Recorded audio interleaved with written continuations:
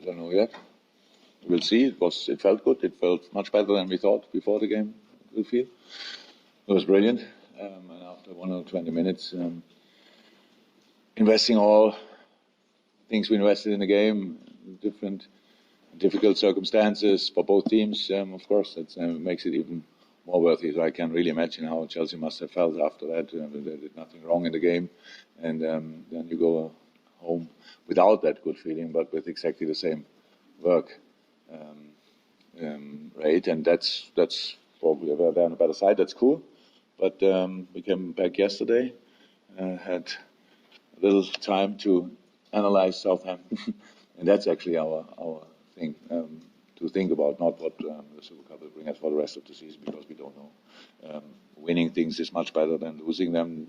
That's true. We are now obviously more experienced in finals. We have kind of a rather winning approach than. I said a couple of times, usually I believe in the result is the result of the performance. And it's true, but it depends on the performance, where you are spot on. You have to be clinical in the right moments. You have to be solid in all the other moments and stuff like this. And that's what we could do good enough to win this final as well. So that's it. That helps for the future if we play a final again. But that's all. I guess for Adrian as well, a fantastic moment to say to penalty when you're coming into a side fresh like that. That will help him a lot, I would imagine. It would help him a lot if it would be 100% clear that he can play tomorrow.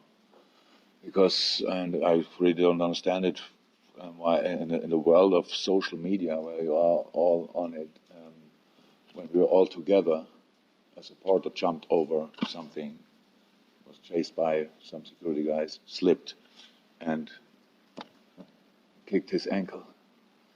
Yeah, crazy. So yesterday was swollen. Today I spoke to him. He's here. I spoke to him. He said it's better, much better than yesterday. But we have to see. So, but apart from that, yes, it was a brilliant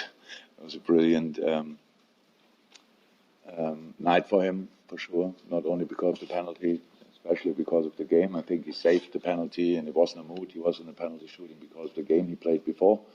So that was all good. But no, we have to see. So I guess you're on again for the trip. And how is this? What's happened this week? How does that spoil your preparation? So you haven't had much time. I guess you'll be leaving later today. Yeah, we will train in 2 hours or so, and then we will leave. Right. My plan when I heard about the fixtures, so was to win on Wednesday, to win on Saturday, and to speak about it after that. Because if you speak about it earlier, it sounds like you're looking for excuses. I don't. We don't. It's like it is. But everybody who looks at it, it was. Was it right that we played on Friday and Chelsea on Sunday? No. Was it? No. And the other thing we cannot change. So that's the situation. But, we cannot change these things. We have no power, absolutely 0.0 power. We only have to accept it like it is, and that's what we do. And now we don't think about it. We don't think about Wednesday night. We think about Saturday, and that's what we have to do. And so find a way to win the game. That's the reason why we go there, and that's possible. And so that's what we should try. Simon? And is Andrew Logan ready, just in case? Yeah. Queef McKellar is now in training as well. So we have then, if we have to make a decision, we have to make a decision. So, but yes, of course. It's for nobody. Adrian came in a week before. Andy Lonergan trained longer with us, played half time, I think. Maybe Sevilla, I'm not sure. One of the preseason games. Queef, which we all are completely excited about, young boy with the potential he has and stuff like that, was not in training for a while, but is now in training, not 100% training, but nearly 100% since a week and a half, I would say.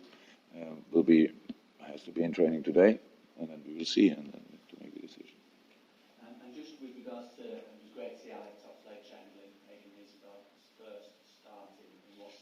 forever. So I'm just wondering what the impact was, whether it be positive or otherwise, both physically and mentally, and going forward, how he's reacting to that. Oh, it was positive, physically especially. We all know that Ox, with the potential he has, can have much more impact than he had in that game, but it's normal and after a long period, and there can be surprising ups in a situation like this, and then they will follow it down 100% because just you need to get used to all the intensity and stuff like this. Position he didn't play for a while, yes, in preseason, played it from time to time, all that stuff. That's why I said it was my responsibility, not his. Because I made the decision to play him there, but he was good. He played a pass for a sensational chance of Mo Salah, so there was absolutely, and I'm completely fine with it. That Ox was maybe not overly happy that we took him off after 45 minutes. He didn't say anything, but I can imagine. But it doesn't mean anything. It's just it was 45 minutes, and that intensity in that game. But the first half was really lively, and I think it was absolutely worth it. And so now we have to carry on. He has to carry on. We have to carry on, and everything will be fine. Julia? Yeah, how much of a test, every Premier League game is a test, how much of a test will Southampton be? Bearing in mind the manner they beat at Burnley last week, and they took a chance to look at them, but also the quick turnaround and recovery that you guys have had from the Super. I don't want to talk about the short period we have, so I did it already, but I said my plan was to talk after the game about it, win both, and then say what is probably appropriate to say. Southampton lost 3-0 goals. Burnley full of power, using circumstances, stuff like this, and then they gave the game away in like 10 minutes or so, 10, 15 minutes. But Southampton is a really strong side with a very specific style of play, and we had enough time to analyze them. It's just on the day when we come back, we never take longer. It was just that we had to do it last night immediately after coming back from the other game. So we saw 2 preseason games, watched them, and saw the game against Burnley. So we have all the information we need. They have the opportunity. They can make a few changes, but they didn't play as bad as the 3-0 looks, and they will be still full of desire and confidence, and maybe even more so, of course, desire because the way how they lost the game at Burnley. Last year was a difficult game for us there. We were 1-0 down early, had to stay calm, stuff like this, and was really difficult the way they played. They played last year, made our analysis a bit tricky because they played against all the other teams different to how they played against us. And we don't know that, of course, 100% what they will do. We have to expect both and have to be prepared for both. That's the job to do. That's normal. I said, it's early stage of the season. We all have the same chances. We all have the same jobs to do. And now, let's do it. Okay, Michael? Jurgen, Sadio Mane is back on the goal trail already. I know he was the latest to come back after his involvement in the African Cup of Nations, but his goals last season, he's a fabulous asset for you. But it's physically as well, isn't it? Because he's got this incredible durability. Where does all that come from, you think?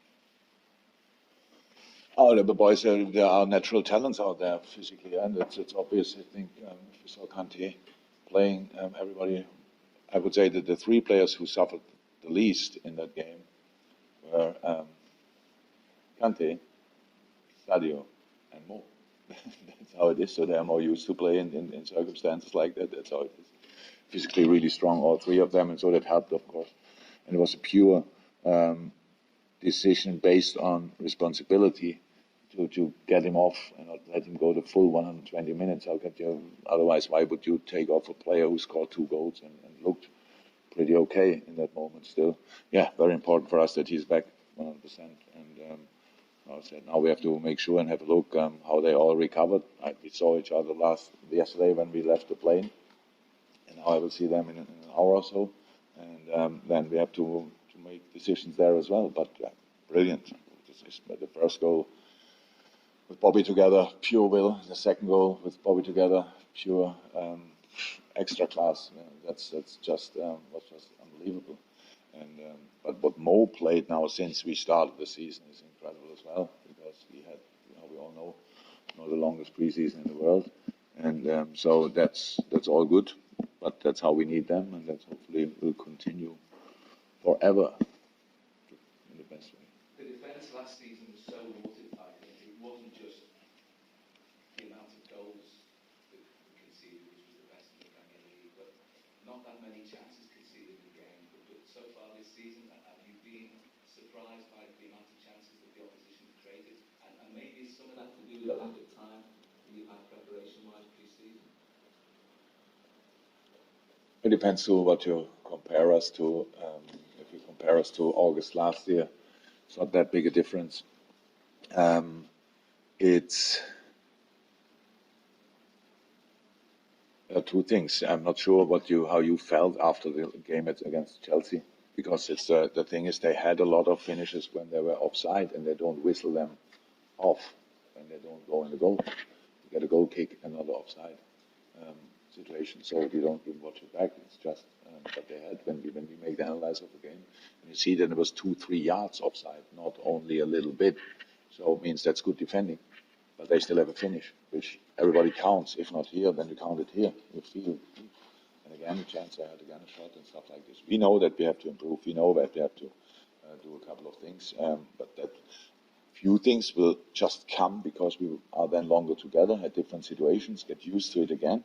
So before, football is unfortunately not like cycling. It's not that you can lose it a little bit, and that's how it is. So we have to find back on our best part, if you want, and that's what we try. But I said, especially in the early stage of the season, you always have to find a way to win the game. That's all what you have to do. And we played City, obviously one of the best teams, if not the best team in the world. We played Chelsea. I think everybody who thought they cannot play football anymore learned it now better. They have an outstandingly good team, and full of skill and all that stuff. And we played Norwich, which they had chances, but that's normal for the start of the season. We scored for, and then we didn't react exactly like you wished for. But that's normal as well. You need to get used to that as well, to control a game and in a better way, stuff like this. And that's all normal. It's all about analysis is important, criticism is sometimes important. But it's all about getting used to the situations again, work on the details, and then everything will be fine. We didn't get worse over the summer in defending. Should we? There's no reason for that. It's just other teams have good players as well, and we respect that. If everybody else respects that as well, I think it's okay. Okay. Yeah. Yes. Jurgen, just go back to Italy. Was during after the match, during the celebrations that happened, was it a Liverpool fan? I mean, just sounds really bizarre. Yeah, we're pretty much only Liverpool fans there, then it probably was one. So what can I say? It's not, I think there's no doubt about how much we love our fans. So there's no doubt about that, but if they all could stop doing that, that's now the worst example actually I so far heard about, but all these, we played against City, somebody was running on the pitch, right? We played in that game, somebody was running over the pitch. We had Norwich as well? City not? In this game, but in Istanbul as well, or not? Yes. So, it's not funny. What can I say? I know it's good use. It's like funny, and the girl in the Champions League final made obviously money with it. So I don't know what you can do against it, but it's not. I like the fact that we don't have fences in the stadium, but that means there's a lot of responsibility for the supporters as well. So if the one person cannot hesitate or stop himself, then the people around should do it and not force it, because it's not funny. In this case now, yeah, you will see it. It's possible to watch it, and it's crazy. You see, you think, wow, how can something like this happen? And are you waiting for the swelling to go down before you get sample scans? Is that